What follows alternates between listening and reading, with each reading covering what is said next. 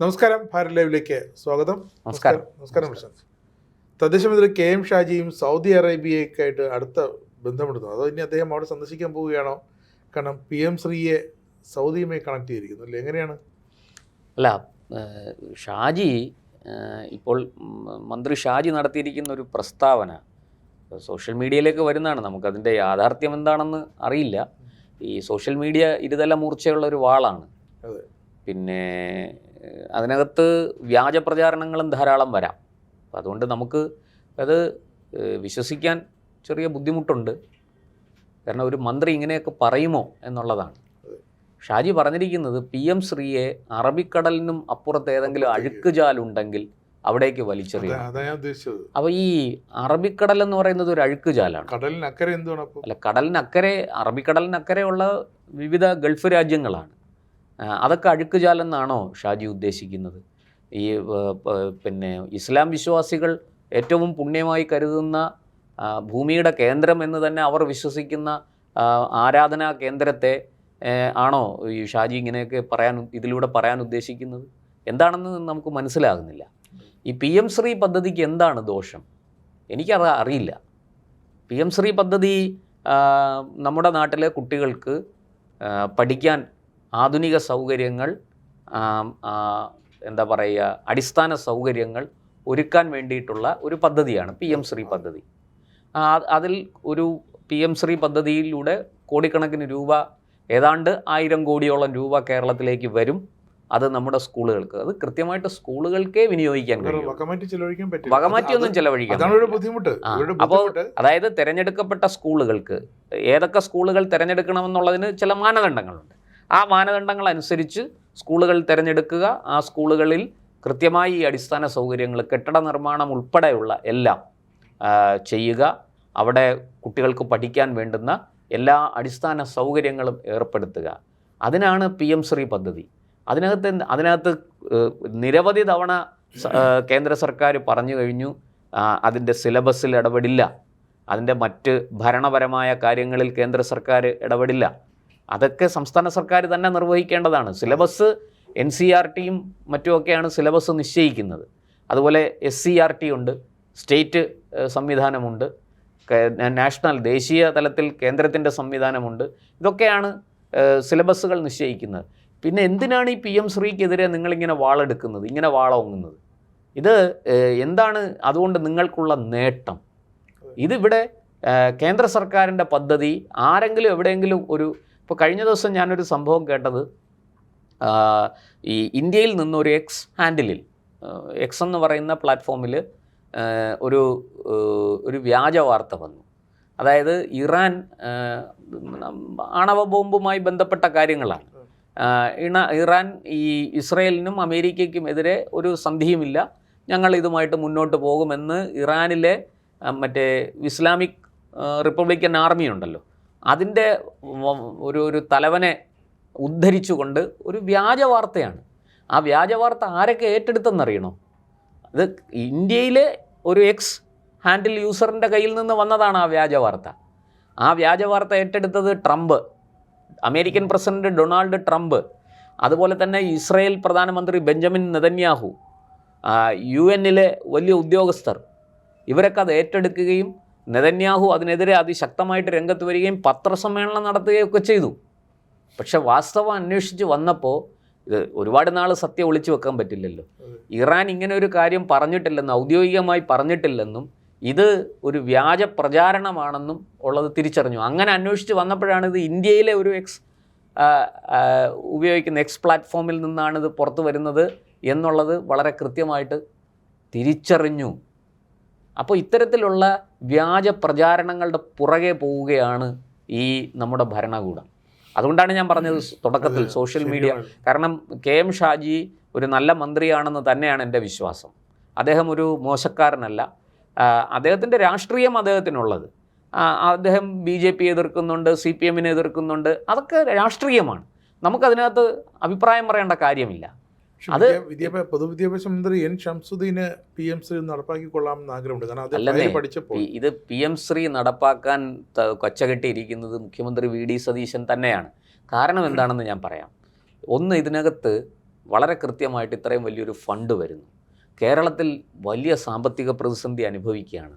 ഈ സ്കൂളുകളിൽ അടിസ്ഥാന സൗകര്യം ഉണ്ടാക്കാൻ കഴിയാതെ, അതിന് പണം വേണ്ട വിധത്തിൽ നൽകാൻ കഴിയാതെ നമ്മൾ നെട്ടോട്ടമോടുന്നു. ഈ കഴിഞ്ഞ 10 കൊല്ലം കേരളത്തിൽ നിർമ്മിച്ച പല സ്കൂളുകളുടെ അവസ്ഥ അറിയാമല്ലോ.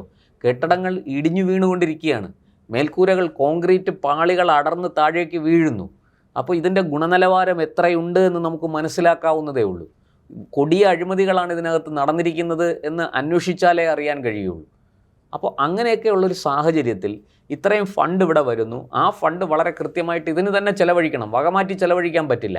അപ്പോൾ ഒരു മേഖലയെങ്കിലും നമുക്ക് രക്ഷിച്ചെടുക്കാൻ പറ്റും. വിദ്യാഭ്യാസ മേഖലയിൽ അതും ഉന്നത വിദ്യാഭ്യാസ മേഖലയ്ക്കല്ല, അതിന് വേറെ സംവിധാനമുണ്ട്. ഇത് നമ്മുടെ പൊതുവിദ്യാഭ്യാസ മേഖലയ്ക്ക് വരുന്നതാണിത്. ആവശ്യത്തിനും അനാവശ്യത്തിനും ഫണ്ട് കൊടുക്കുന്നുണ്ട്. ഇതിപ്പോൾ ഈ പൊതുവിദ്യാഭ്യാസ മേഖല ശക്തിപ്പെട്ടാലല്ലേ ഉന്നത വിദ്യാഭ്യാസ മേഖല ശക്തിപ്പെടുകയുള്ളൂ. അപ്പോൾ കുട്ടികൾ ചെറിയ ക്ലാസ് തൊട്ടേ മികച്ച പഠന നിലവാരം പ്രകടിപ്പിച്ച് മുന്നോട്ട് വന്നാൽ മാത്രമേ അവരെ ഉന്നത വിദ്യാഭ്യാസത്തിലേക്ക് നമുക്ക് കൈപിടിച്ച് ഉയർത്താൻ കഴിയുള്ളൂ. അപ്പോൾ അതിന് വേണ്ടുന്ന അടിസ്ഥാന സൗകര്യങ്ങൾ ഇവിടെ ഒരുക്കുമ്പോൾ, അത് ഒരുക്കാൻ ഇവിടെ നമ്മുടെ ഖജനാവിൽ പണമില്ല. നമ്മൾ ഇട്ടുമൂടാനുള്ള കടത്തിലാണ് നമ്മൾ ഓടിക്കൊണ്ടിരിക്കുന്നത്. ആ സാഹചര്യത്തിൽ ധനമന്ത്രി കൂടിയായ മുഖ്യമന്ത്രിക്ക് ഇതിൻ്റെ ദോഷം എന്താണെന്ന് അറിയാം, അനുഭവിച്ചുകൊണ്ടിരിക്കുന്ന പ്രശ്നങ്ങൾ എന്താണെന്നറിയാം. കയ്യിൽ ദമ്പടി ഇല്ലെങ്കിൽ ഒരു ചുക്ക് നടക്കില്ല. അപ്പം അദ്ദേഹത്തിന് ഇതെങ്ങനെയെങ്കിലും നടത്തിയാൽ കൊള്ളാമെന്നുണ്ട്.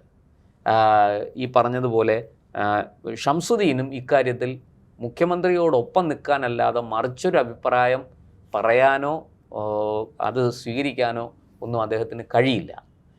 ക്യാബിനറ്റിൽ ഒരു കൂട്ടായ തീരുമാനം വരണം ഇക്കാര്യത്തിൽ. കാരണം ഇത് കഴിഞ്ഞ തവണ ക്യാബിനറ്റിലൊന്നും ചർച്ച ചെയ്യാതെ ഒരു വളഞ്ഞ വഴി കൂടെ PM ശ്രീ നടപ്പാക്കാൻ പോയി ഒപ്പിട്ടിട്ട്, ജോൺ ബ്രിട്ടാസാണ് അതിന് ചരട് വലിച്ചതെന്ന് പറയുന്നു. എന്തായാലും പൊതുവിദ്യാഭ്യാസ മന്ത്രി പോയി ഒപ്പിട്ടിട്ട് ഏതാണ്ട് 92 കോടി രൂപയോ മറ്റോ വാങ്ങുകയും ചെയ്തു ആദ്യത്തെ ഒരിതായിട്ട്. എന്നിട്ട് ഞങ്ങൾ പദ്ധതിയിൽ നിന്ന് പിന്മാറുകയാണ്. ഒപ്പിട്ടത് അത് നടപ്പാക്കാനല്ല എന്ന വിചിത്രവാദം ഉന്നയിച്ച മന്ത്രിയും പിന്നെ ഒരു മുൻ MLA, നമ്മുടെ സത്യാനന്തര കാലത്തെക്കുറിച്ചൊക്കെ പ്രസംഗിക്കുന്ന യുവാവായ മുൻ MLA ശ്രീ സ്വരാജും ഒക്കെ പറയുന്നത് കേട്ടിട്ട് സത്യത്തിൽ ചിരിച്ച് മണ്ണ് കപ്പി. അതായിരുന്നു അന്നത്തെ സാഹചര്യം. ഇപ്പോൾ ഇവർക്ക് ഇത് കൃത്യമായിട്ട് നടപ്പാക്കി. എന്താണ് ഇതിലെ ദോഷം? ഇത് നടപ്പാക്കുന്നത് കൊണ്ട് ഏതെങ്കിലും ഒരാൾ ഒരു ഫാൾസ് നരേറ്റീവ് ക്രിയേറ്റ് ചെയ്യുകയാണ്, ഒരു വ്യാജ പ്രചാരണം, വ്യാജ ആഖ്യാനം കൊണ്ടുവരികയാണ്. പിന്നെ അതിൻ്റെ ചുവട് പിടിച്ച് മുന്നോട്ട് പോകാനുള്ളതാണോ ഭരണം? സോഷ്യൽ മീഡിയ ആണോ ഈ നാട് ഭരിക്കുന്നത്? അങ്ങനെ സോഷ്യൽ മീഡിയയിൽ കാണുന്നതും കേൾക്കുന്നതും അനുസരിച്ച് നാട് ഭരിച്ച് മുന്നോട്ട് പോകാൻ പറ്റുമോ? അതുമല്ല, ഈ കുട്ടികൾ പഠിക്കുന്നതിന് പരമാവധി അവർക്ക് വിദ്യാഭ്യാസം നൽകുക എന്നാണ് നമ്മുടെ ലക്ഷ്യം.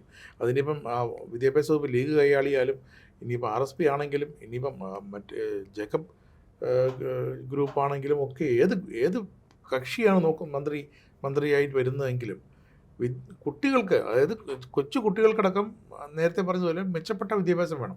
അതിനുവേണ്ടി PM ശ്രീ പദ്ധതിയിൽ എന്താണ് ഒഴിച്ചു മാറ്റേണ്ടത് ചർച്ച ചെയ്യാമല്ലോ. പദ്ധതിക്കുള്ളിൽ എന്താണ് ഭേദഗതി വരുത്തേണ്ടത്? കേരളത്തിന് പറ്റാത്ത എന്തെങ്കിലും ഉണ്ടോ? ഇല്ല. മറ്റെല്ലാ സംസ്ഥാനങ്ങൾക്കും പറ്റുന്നുണ്ടെങ്കിൽ തമിഴ്നാട്ടിന് എന്തുകൊണ്ട് പറ്റുന്നില്ല? കേരളം തമിഴ്നാടും ബംഗാളുമാണ് എതിർത്ത് നിന്നത്. ബംഗാൾ ഇപ്പോൾ കുട്ടികൾ സേഫ്. തീർച്ചയായിട്ടും അവിടെ 1000 കോടിയല്ല. അതെ, ബംഗാളിലും തമിഴ്നാടും 1000 കോടിയല്ല. വിഹിതം നോക്കുമ്പോൾ 1000 അല്ല, ഇതിനേക്കാൾ കൂടുതലാണ്. തമിഴ്നാട്ടിൽ അവർക്ക് നല്ല വിദ്യാഭ്യാസം വേണ്ടേ? അവരൊന്നും ഇങ്ങനെ അവിടെ തന്നെ കിടന്നല്ല. ഈ പാവപ്പെട്ടവൻ്റെ മക്കൾ പഠിക്കുന്ന സ്കൂളുകൾ എന്നും ദാരിദ്ര്യവും ഇതുപോലെ പാമ്പ് കടിയേറ്റ് കുട്ടി മരിക്കുന്നു, ഇത് മേൽക്കൂര അടർന്നു വീഴുന്നു, കുട്ടികൾക്ക് പരിക്കേൽക്കുന്നു, അധ്യാപകർക്ക് സ്വസ്ഥമായിട്ട് നിന്ന് പഠിപ്പിക്കാൻ കഴിയുന്നില്ല, അടിസ്ഥാന സൗകര്യമൊന്നുമില്ല. ഈ പറയുന്നത് പോലെ പിന്നെ പ്രാഥമിക ആവശ്യങ്ങൾക്കുള്ള സൗകര്യങ്ങൾ പോലും അവിടെ ഏർപ്പെടുത്താൻ കഴിയുന്നില്ല. പൊതുവിദ്യാഭ്യാസ മന്ത്രിയായിരുന്ന V. ശിവൻകുട്ടിയുടെ നിയമമണ്ഡലത്തിൽ അദ്ദേഹം നിയമത്തെ MLA അവിടുത്തെ ഒരു സ്കൂളിന് ഹയർ സെക്കൻഡറി പദവി 10 വർഷമായിട്ട് ചോദിച്ചിട്ട് ശിവൻകുട്ടി തന്നെയാണ് അന്നത്തെ പഴയ വിദ്യാഭ്യാസ മന്ത്രിക്ക് കത്ത് കൊടുത്തത്. എന്നിട്ട് 10 വർഷം ഇരുന്നിട്ടും കൊടുത്തില്ല. അതുപോലും വാർത്തയായിരുന്നു. അപ്പോൾ എന്താണ് ഇവരുടെ അത് ഞാൻ പറയുന്നത്. ഇവിടെ പിന്നെ ഈ മന്ത്രി ഷാജിക്ക് ഈ കാര്യത്തിൽ അദ്ദേഹം തദ്ദേശ സ്വയംഭരണ വകുപ്പ് കൈയാളുന്നയാളാണ്. അദ്ദേഹം എന്തിനാണ് ഈ പൊതുവിദ്യാഭ്യാസ വകുപ്പിൽ അനാവശ്യമായി ഇടപെടുന്നത്? അതെ, അദ്ദേഹം ഇത് കെട്ടുപിടിച്ചുകൊണ്ടുള്ള ഇത് ലീഗിനകത്തുള്ള ഗ്രൂപ്പിസമാണ് കേട്ടോ, ഇത് ലീഗിനകത്തുള്ള ഗ്രൂപ്പിസമാണ്. തീർച്ചയായിട്ടും ഷംസുദ്ദീനെ മുൾമുനയിൽ നിർത്താനും അദ്ദേഹത്തിന് സമ്മർദ്ദം ചെലുത്താനും അദ്ദേഹത്തെ ഭീഷണിപ്പെടുത്താനും ഒക്കെ വേണ്ടിയിട്ടുള്ള ഞാൻ ആദ്യം പറഞ്ഞത് വിദ്യാഭ്യാസ മന്ത്രി ഷംസുദ്ദീന് PM-ശ്രീ പദ്ധതി നടപ്പാക്കിക്കൊള്ളാം. അദ്ദേഹം അത് വിശദമായി ഫയൽ പഠിച്ചപ്പോൾ അല്ല, അവരൊരു കമ്മിറ്റിയെ നിയോഗിച്ചല്ലോ. അതെ, കമ്മിറ്റിയുടെ അഭിപ്രായം ഇത് തന്നെയാണ്. അതെ, അതിൽ തെറ്റൊന്നുമില്ല. അല്ലെ, പിന്നെ എന്തിനാണ് ഈ അറബിക്കടലിന് അപ്പുറത്തേക്ക് ഒരു അഴുക്കുചാലുണ്ടെങ്കിൽ ഇത് ആരെ പ്രീതിപ്പെടുത്താനാണ് പറയുന്നത്? മനസ്സിലാകുന്നില്ല. അപ്പോൾ ഇത് കൃത്യമായിട്ടും ലീഗിനകത്ത് എന്തൊക്കെയോ പ്രശ്നങ്ങളുണ്ട്, അതിന്റെ ഭാഗമായി പ്രിൻസിപ്പിൾ അതാണ്. അതായത് LDF-ലെ ഒന്നാം കക്ഷി CPM, രണ്ടാം കക്ഷി CPI, അതുപോലെ UDF-ലെ ഒന്നാം കക്ഷി കോൺഗ്രസ്, രണ്ടാം കക്ഷി ലീഗ്. അപ്പം ഈ രണ്ടാം കക്ഷികൾ പറയുന്നത് പോലെ വേണം ഒന്നാം കക്ഷി കേൾക്കാൻ. അങ്ങനെയാണോ എനിക്കറിയില്ല. പക്ഷേ അത് എന്തായാലും ഒരു കാര്യം സത്യം, കേരളത്തിലെ വിദ്യാർത്ഥികളുടെ ഭാവി വെച്ച് പന്താടരുത്. നിങ്ങൾ ചെയ്യുന്നത് ഏറ്റവും വലിയ ദ്രോഹമാണ്. അതും കൊച്ചു കുട്ടികളോട് പറയുന്നത് പോലെ നമ്മുടെ നാടിൻ്റെ ഭാവി വാഗ്ദാനങ്ങളാണ്. അവർ നല്ല വിദ്യാഭ്യാസം നേടട്ടെ, അതിന് നല്ല അടിസ്ഥാന സൗകര്യങ്ങൾ വേണം. കുട്ടികൾക്കിപ്പോൾ കമ്പ്യൂട്ടറും പ്രൊജക്ടറും ഒക്കെ ഉപയോഗിച്ചാണ് പഠിപ്പിക്കുന്നത്. കുട്ടികൾ സ്മാർട്ട് ക്ലാസ് റൂമുകളാണ് ഇപ്പോൾ ഉണ്ടായിക്കൊണ്ടിരിക്കുന്നത്. അപ്പോൾ അത് കേന്ദ്രം പണം തരുമ്പോൾ നമുക്കത് കേരളത്തിലെ എല്ലാ സ്കൂളുകളിലേക്കും അത്തരത്തിലുള്ള സ്മാർട്ട് ക്ലാസ് റൂമുകൾ ഉണ്ടാക്കാൻ, സ്മാർട്ട് സ്കൂളുകൾ ഉണ്ടാക്കാൻ, ഈ പ്രത്യേകിച്ചും നമുക്കറിയാം നമ്മുടെ സ്കൂളുകളിലെല്ലാം കായിക വിഭാഗം വളരെ വീക്കാണ്. കുട്ടികളുടെ സ്കിൽ ഡെവലപ്മെൻറ്റ് വളരെ വീക്കാണ്. അതിനൊക്കെയുള്ള സൗകര്യങ്ങൾ ഈ ഫണ്ട് കിട്ടുന്നതോടുകൂടി സർക്കാരിന് ഉണ്ടാക്കാൻ കഴിയും. അപ്പോൾ കുട്ടികൾക്ക് നല്ല രീതിയിൽ പ്രാക്ടീസ് ചെയ്യാൻ കഴിയുന്ന കളിക്കളങ്ങൾ, അതിനുള്ള സൗകര്യങ്ങൾ, ആധുനിക ഉപകരണങ്ങൾ, അതുപോലെ തന്നെ ഈ പറഞ്ഞതുപോലെ സ്കിൽ ഡെവലപ്മെന്റിന് വേണ്ടുന്ന നൂതന സങ്കേതങ്ങൾ, സാങ്കേതിക വിദ്യകൾ. അതെ, ലീഗിന്റെ മലപ്പുറത്ത് ഉൾപ്പെടെ ഇതിപ്പോൾ തിരുവനന്തപുരത്ത് മാത്രം നടപ്പാക്കുന്ന ഒരു പദ്ധതിയാണെങ്കിൽ നമുക്ക് പറയാമായിരുന്നു. ഇത് കാസർഗോഡ് മുതൽ പാറശാല വരെ, മഞ്ചേശ്വരം മുതൽ പാറശാല വരെയുള്ള എല്ലാ 140 നിയോജക മണ്ഡലങ്ങളിൽ നിന്നും തിരഞ്ഞെടുത്ത സ്കൂളുകളുണ്ടാവും. അപ്പോൾ ഏതെങ്കിലും ഒരു മണ്ഡലത്തിനെ ഒഴിച്ചു നിർത്തി എന്നുള്ള പരാതിയില്ല. അത് ധനമന്ത്രി VD സതീശനാണ്, മുഖ്യമന്ത്രി ധനവകുപ്പ് കൈകാര്യം അദ്ദേഹമാണ്. അപ്പോൾ അദ്ദേഹത്തിന്റെ മനസ്സിലൊരു ആശ്വാസം എന്ന് പറഞ്ഞാൽ PM-ശ്രീ കിട്ടുന്ന പദ്ധതി എടുത്ത് സ്കൂൾ നവീകരണത്തിന് ചിലവാക്കാം, സ്കൂൾ പാഠ്യപദ്ധതി നവീകരണം ചിലവാക്കാം, വേറെ ഒരിടത്തു നിന്നും ഫണ്ട് കണ്ടെത്തണ്ട. അല്ല, ഈ പാഠ്യപദ്ധതിയല്ല രാജേഷ് ജി, പാഠ്യപദ്ധതി നമുക്കിവിടെ SCRT-യുടെ NCERT-യുടെയും സിലബസുകളുണ്ട്. അതിനകത്ത് ഇത് ഇടപെടേണ്ടി വരുന്നില്ല, അതിനകത്തൊന്നും ഇതിനകത്ത് കാര്യമില്ല. പക്ഷേ ഇവർ പറയുന്നത് നാഷണൽ എഡ്യൂക്കേഷൻ പോളിസി ചേഞ്ച് ചെയ്യുന്നു. നാഷണൽ എഡ്യൂക്കേഷൻ പോളിസി എല്ലാ 10-15 വർഷം കൂടുമ്പോൾ ചേഞ്ച് ആകുന്നുണ്ട്. കാലാകാലങ്ങളിൽ പുതിയ മാറ്റം. ഇപ്പം നമ്മളൊക്കെ പഠിക്കുന്ന കാലത്ത് കമ്പ്യൂട്ടർ എന്നൊരു വിഷയമില്ലായിരുന്നു. പക്ഷേ ഇന്ന് കമ്പ്യൂട്ടർ എന്നൊരു വിഷയം കുട്ടികൾ പഠിക്കുകയാണ്. ഹൈസ്കൂൾ തൊട്ട് അല്ലെങ്കിൽ ചെറിയ ക്ലാസ് തൊട്ട് കമ്പ്യൂട്ടർ പഠിക്കുകയാണ്. ഈ ഉന്നത വിദ്യാഭ്യാസ രംഗത്ത് ഇനി ഈ NEP വന്നപ്പോൾ ആദ്യമൊക്കെ കേരളം മസിൽ പിടിച്ചു നിന്നു.